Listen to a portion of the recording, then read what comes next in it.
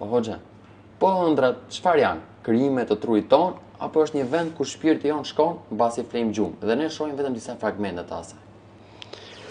Ëndrat janë tre llojesh. Ëndra që ne kemi nga fantazia jonë, pra me kuptimin ngjarjet e ditës, muhabetet e ditës, edhe natën truri i fantazon. Për shembull, ke fol për dikë gjatë ditës ti, ai personi del në ëndër. Je zi me dikë gjatë ditës e rref në ëndër.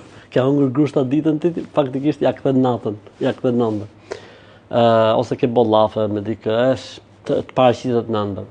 E para, ëndrat e dyta janë ëndrat e shejtanit, që do të thotë shejtani mundohet që njeriu kur është në gjumë ta trembi, të silli momente të frikshme, sikur po han gjarprit, sikur po e ndjekin kafshët e egra, sikur po e vrasin, ëndrat e gjata, ëndrat që janë si ato filmat horror.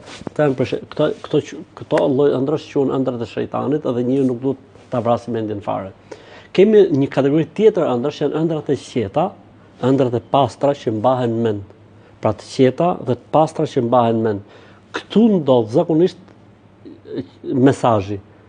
Herë mbas herë në ëndrat e qeta dhe të shkurtra dhe që mbahen mend ka mesazh, që do thotë, për shembull, ti shef diçka që ti e kupton se po të jepej një mesazh këtu.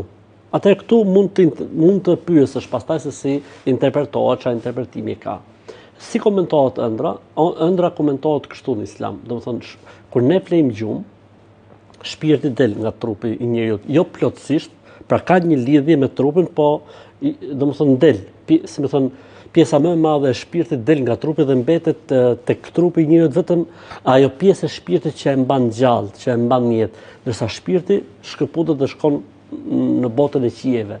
Dhe në momentin që shpirti shkëputet dhe shkon në botën e qiejve, këtu ndodhin tre goditjet, ose goditjet e fantazisë, që ato që ne thamë ka ndodhur gjatë ditës, të kujtohet diçka, edhe shpirtit i paraqitet pra në atë formë, në atë mënyrë, ose djalli, shejtanët, dreqnit, xhinët mundohen ta trembin shpirtin dhe kjo reflektohet tek mendja e njeriu, ose e treta, Zoti i Madh nëpërmjet një engjëlli i sjell imazhe shpirtit, të cilat reflektohen tek truri i tij në mënyrë që njeriu të kuptojë se Zoti do t'i thotë diçka.